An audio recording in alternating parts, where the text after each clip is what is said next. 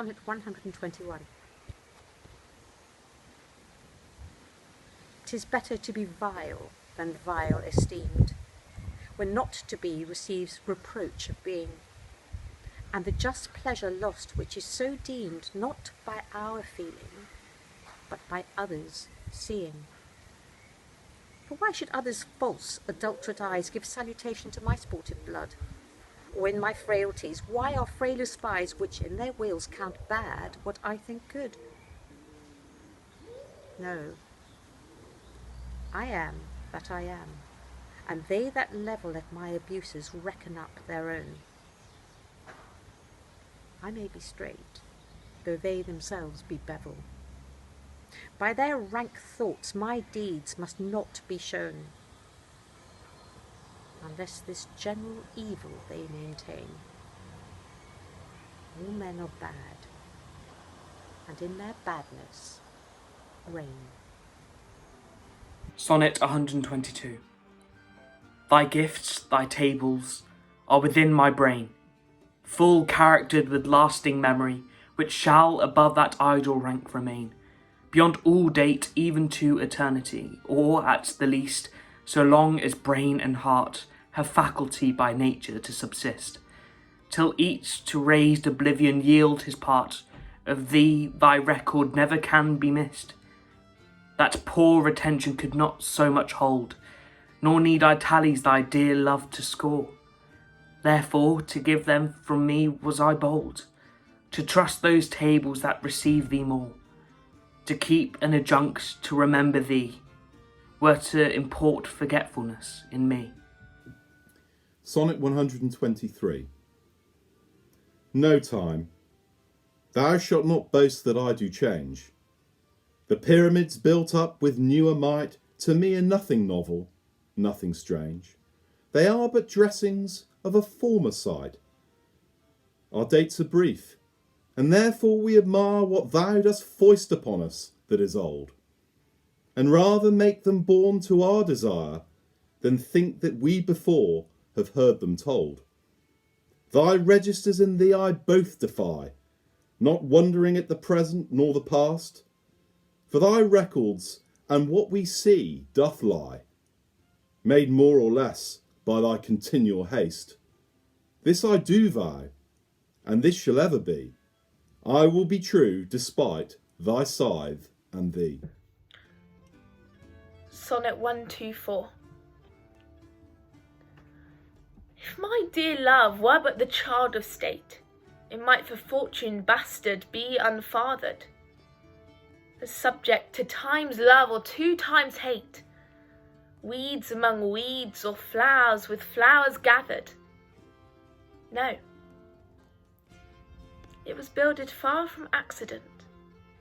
It suffers not in smiling pomp nor falls under the blow of thrall discontent, whereto the inviting time our fashion calls. It fears not policy, that heretic which works on leases of short-numbered hours, but all alone stands hugely politic, that it nor grows with heat nor drowns with showers. To this I witness call the fools of time, which die for goodness who have lived for crime. Sonnet number 125. Were it aught to me, I bore the canopy, with my extern the outward honouring, or laid great bases for eternity, which proves more short than waste or ruining. Have I not seen dwellers on form and favour lose all and more by paying too much rent for compound sweet, foregoing simple savour? Pitiful thrivers in their gazing spent. No, let me be obsequious in thy heart, and take thou my oblation, poor but free, which is not mixed with seconds, knows no art, but mutual render only me for thee. Hence, thou suborned informer, a true soul, when most impeached, stands least in thy control. Sonnet 126. O thou, my lovely boy, who in thy power dost hold time's fickle glass, his sickle hour, who hast by waning grown, and therein show'st thy lovers withering as thy sweet self grow'st. If nature, sovereign mistress over wrack, as thou goest onward still will pluck thee back, she keeps thee to this purpose, that her skill may time disgrace and wretched minutes kill. Yet fear her, O thou minion of her pleasure, she may detain, but not still keep her treasure. Her audit, though delayed, answered must be, and her quietus is to render thee. 127. In the old age, black was not counted fair, or if it were, it bore not beauty's name. But now is black beauty's successive heir, and beauty slandered with a bastard shame. For since each hand hath put on nature's power, fairing the foul with art's false borrowed face, sweet beauty hath no name, no holy bower, but is profaned, if not lives in disgrace. Therefore my mistress's eyes are raven black, her eyes so suited, and they mourners seem. At such who not born fair no beauty lack, slandering creation with a false esteem. Yet so they mourn, becoming of their woe, that every tongue says beauty should look so.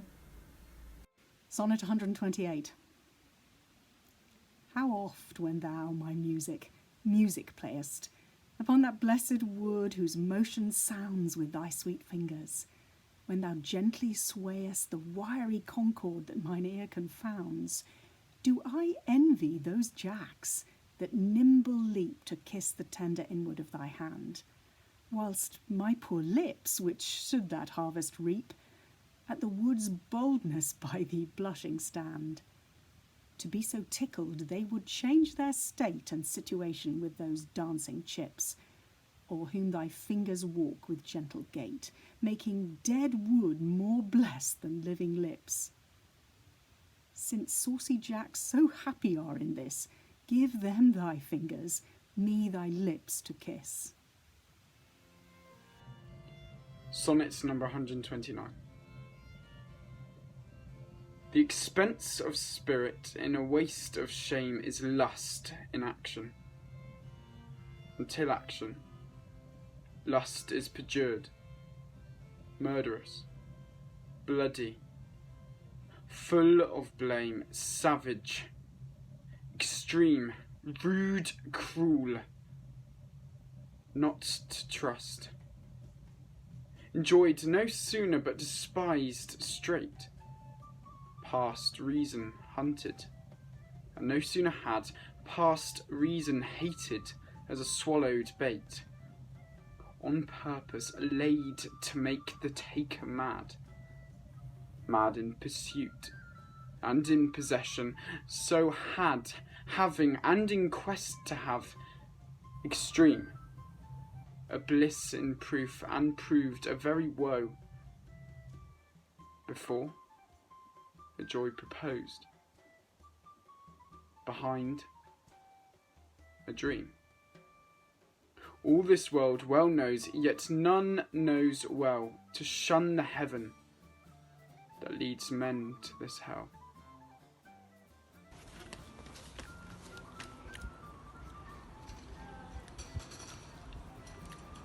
Sonnet 130. My mistress' eyes are nothing like the sun. Coral is far more red than her lips red. If snow be white, why then her breasts are dun. If hairs be wires, black wires grow on her head. I have seen roses damasked, red and white, but not such rosy see I in her cheeks. And in some perfume there is more delight than in the breath that from my mistress reeks. I love to hear her speak, yet well I know that music hath a far more pleasing sound. I grant I never saw a goddess go. My mistress, when she walks, treads on the ground. And yet, by heaven, I think my love as rare as any she belied with false compare. Sonnet number 131. Thou art as tyrannous, so as thou art, as those whose beauties proudly make them cruel. For well thou know'st to my dear doting heart, thou art the fairest and most precious jewel. Yet, in good faith, some say that thee behold thy faith had not the power to make love groan, or to say they I dare not be so bold, although I swear it to myself alone. And to be sure that is not false, I swear, 1,000 groans but thinking on thy face, one on another's neck, do witness bear thy blackest fairest in my judgment's place. In nothing art thou black save in thy deeds, and thence this slander, as I think, proceeds. Sonnet 132. Thine eyes I love, and they as pitying me, knowing thy heart torment me with disdain, have put on black, and loving mourners be looking with pretty ruth upon my pain. And truly, not the morning sun of heaven better becomes the grey cheeks of the east, nor that full star that ushers in the eve doth half that glory to the sober west, as those two morning eyes become thy face. O let it then as well beseem thy heart to mourn for me, since morning doth thee grace, and suit thy pity like in every part.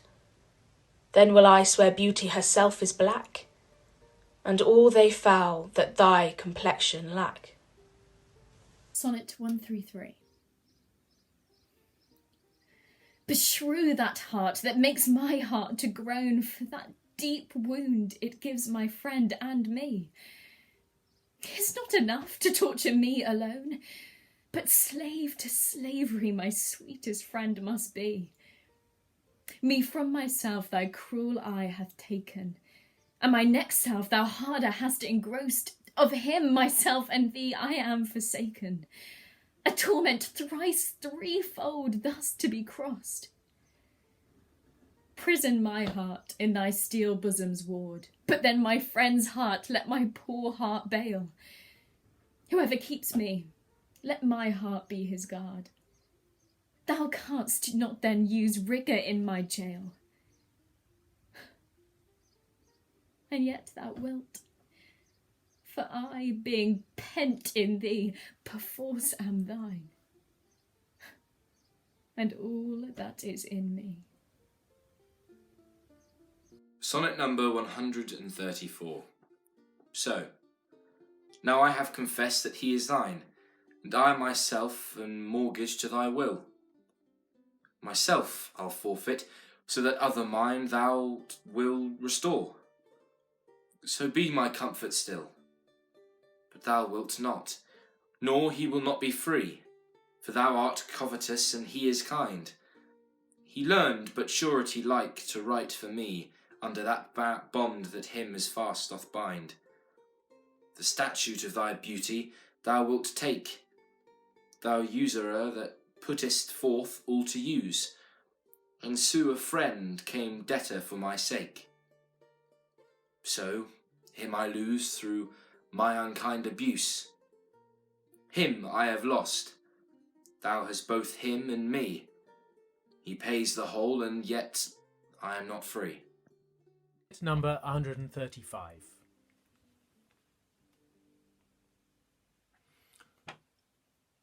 Whoever hath her wish, thou hast thy will, and will to boot, and will in overplus.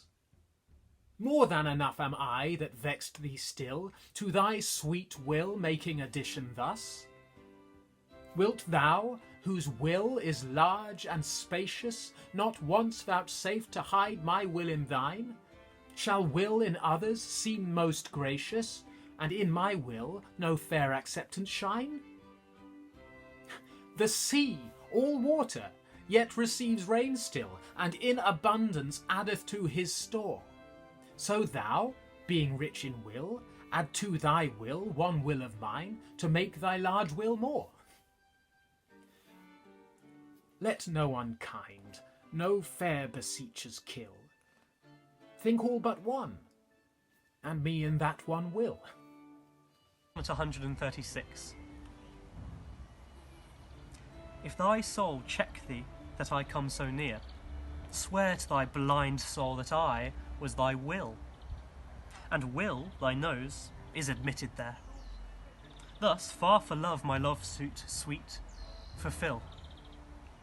Will fulfill the treasure of thy love, I fill it full with wills, and my will one. In things of great receipt, with ease we prove among a number, one is reckoned none. Then in the number let me pass untold. Though in thy store's account I one must be, for nothing hold me, so it please thee hold. Let nothing me, a something sweet to thee. Make but my name thy love, and love that still, and then thou lovest me, for my name is Will. Sonnet 137. Thou blind fool, love, what dost thou to mine eyes, that they behold and see not what they see? They know what beauty is, see where it lies, yet what the best is, take the worst to be. If eyes corrupt by over-partial looks be anchored in the bay where all men ride, why of eyes' falsehood hast thou forged hooks whereto the judgment of my heart is tied? Why should my heart think that a several plot, which my heart knows the wide world's commonplace, or mine eyes, seeing this, say this is not, to put fair truth upon so foul a face?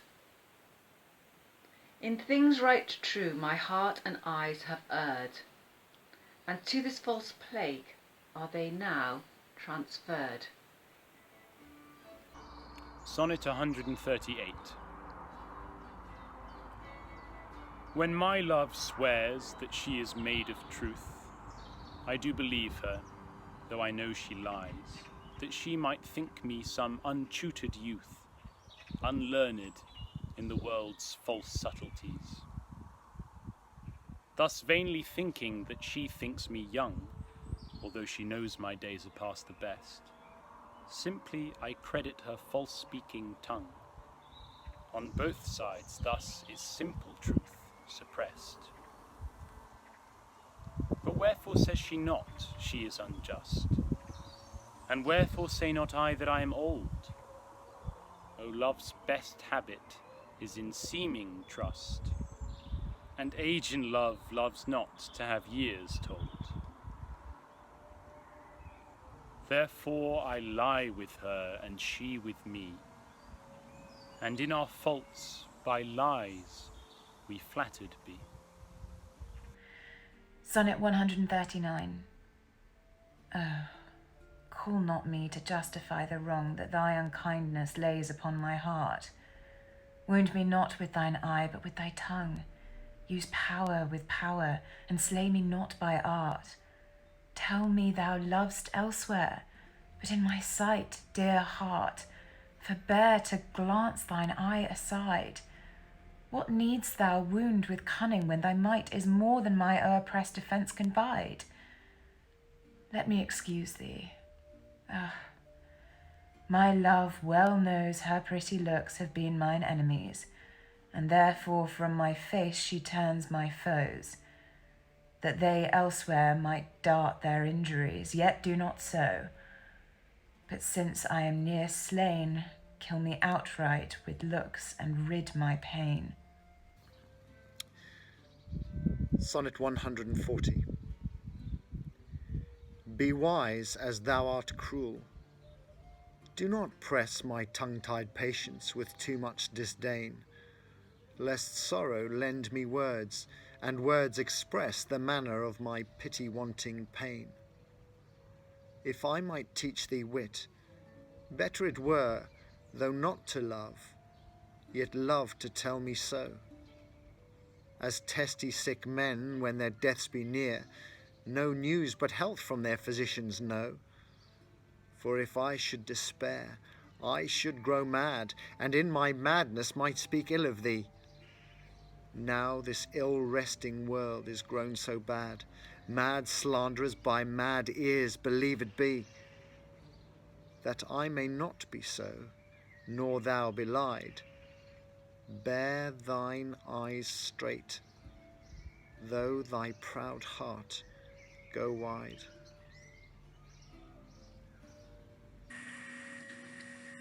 Sonnet 141.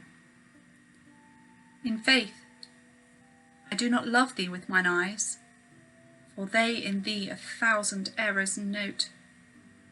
But 'tis my heart that loves what they despise, who, in despite of you, is pleased to dote. Nor are mine ears with thy tongue's tune delighted, nor tender feeling to base touches prone, nor taste, nor smell, desire to be invited to any sensual feast with thee alone. But my 5 wits nor my 5 senses can dissuade one foolish heart from serving thee, who leaves unswayed the likeness of a man, thy proud heart's slave and vassal wretch to be. Only my plague thus far I count my gain, that she that makes me sin awards me pain. Sonnet 142. Love is my sin, and thy dear virtue hate. Hate of my sin, grounded on sinful loving. O, but with mine compare thou thine own state, and thou shalt find it merits not reproving, or, if it do, not from those lips of thine, that have profaned their scarlet ornaments, and sealed false bonds of love as oft as mine, robbed others' beds' revenues of their rent. Be it lawful I love thee as thou lovest those, whom thine eyes woo as mine importune thee. Brute pity in thy heart, that when it grows thy pity may deserve to pitied be. If thou dost seek to have what thou dost hide, by self-example mayest thou be denied.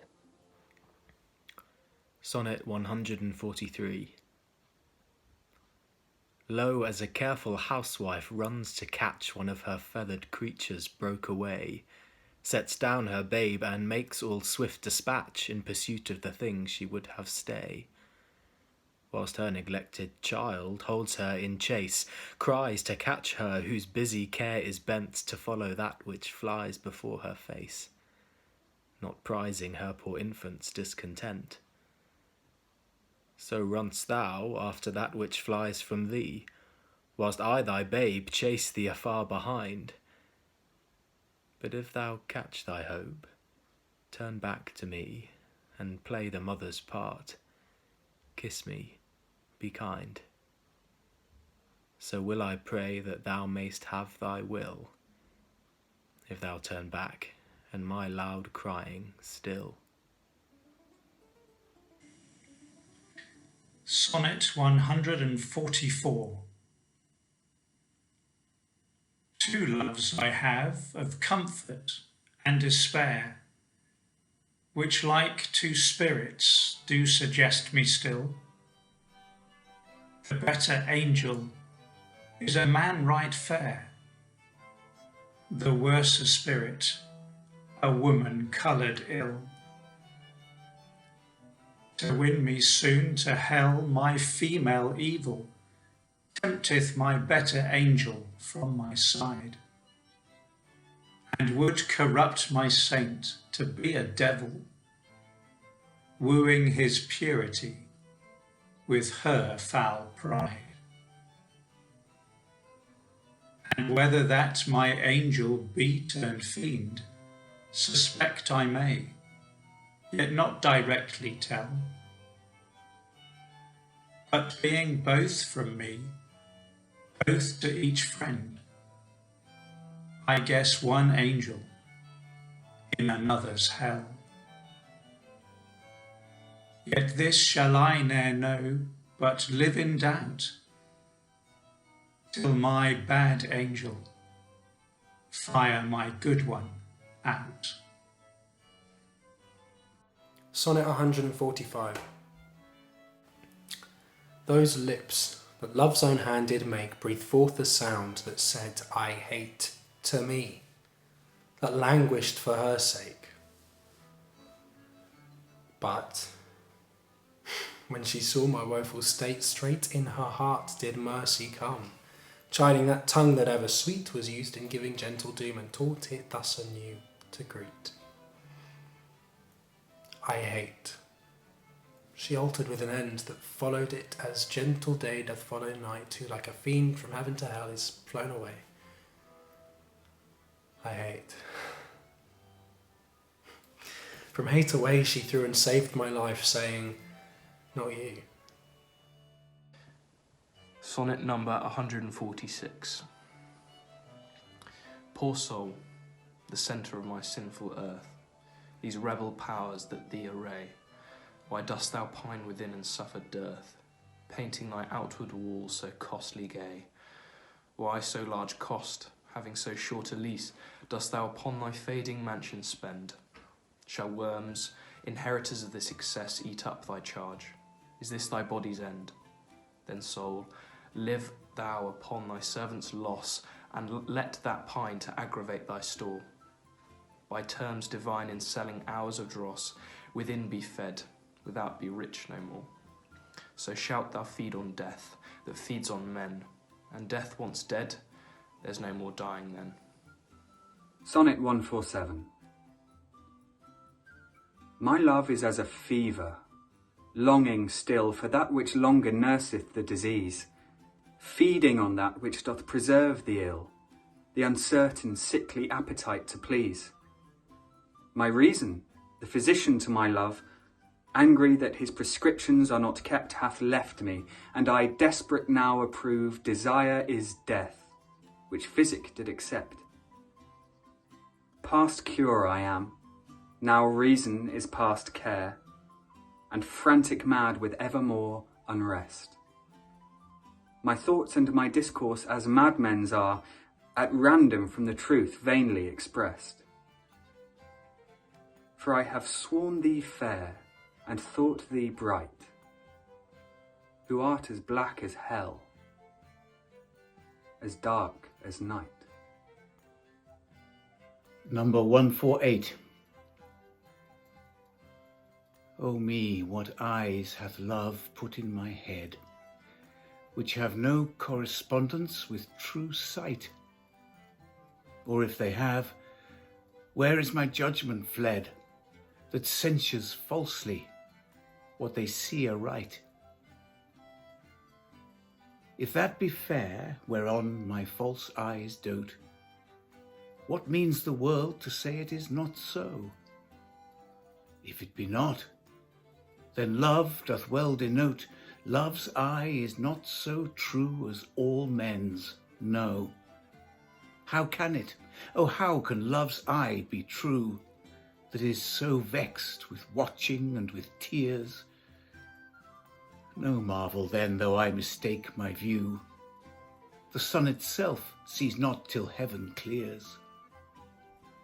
O cunning love, with tears thou keep'st me blind, lest eyes, well seeing, thy foul faults should find.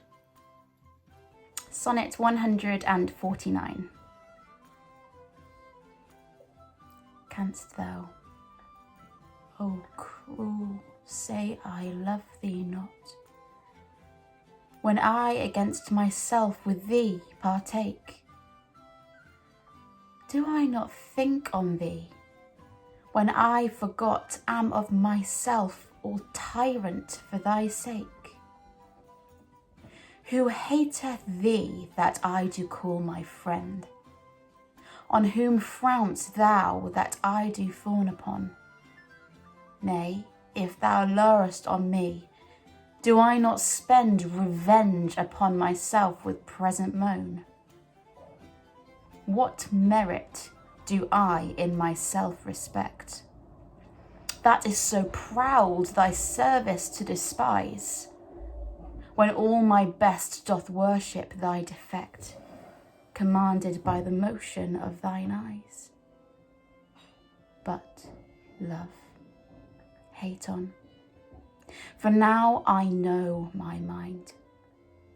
Those that can see thou lovest, and I am blind. This is sonnet number 150. Oh, from what power hast thou this powerful might, with insufficiency my heart to sway, to make me give the lie to my true sight, and swear that brightness doth not grace the day? Whence hast thou this becoming of things ill, that in the very refuse of thy deeds there is such strength and warranties of skill, that in my mind thy worst all best exceeds? Who taught thee how to make me love thee more, the more I hear and see just cause of hate? Oh, though I love what others do abhor, with others thou shouldst not abhor my state. If thy unworthiness raised love in me, more worthy I to be beloved of thee. Sonnet 151. Love is too young to know what conscience is, yet who knows not conscience is born of love? Then, gentle cheater, urge not my amiss, lest guilty of my faults thy sweet self prove. For thou betraying me, I do betray my nobler part to my gross body's treason. My soul doth tell my body that he may triumph in love, flesh stays no farther reason, but rising at thy name doth point out thee as his triumphant prize. Proud of this pride, he is contented thy poor drudge to be, to stand in thy affairs, fall by thy side. No want of conscience hold it that I call her love, for whose dear love I rise and fall. Sonnet 152. In loving thee, thou know'st I am forsworn, but thou art twice forsworn to me love swearing. In act thy bed vow broke, and new faith torn in vowing new hate after new love bearing. But why of two oaths breached do I accuse thee when I break 20? I am perjured most, for all my vows are oaths but to misuse thee, and all my honest faith in thee is lost. For I have sworn deep oaths of thy deep kindness, oaths of thy love, thy truth, thy constancy, and to enlighten thee gave eyes to blindness, or made them swear against the thing they see. For I have sworn thee fair, more perjured I, to swear against the truth, so foul a lie. Sonnet 153. Cupid laid his brand and fell asleep.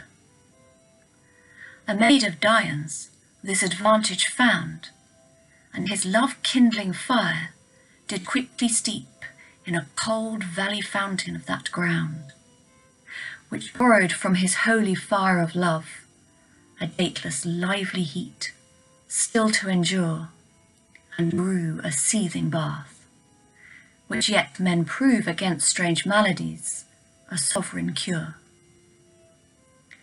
But at my mistress' eye, love's brand new fired. The boy for trial needs would touch my breast.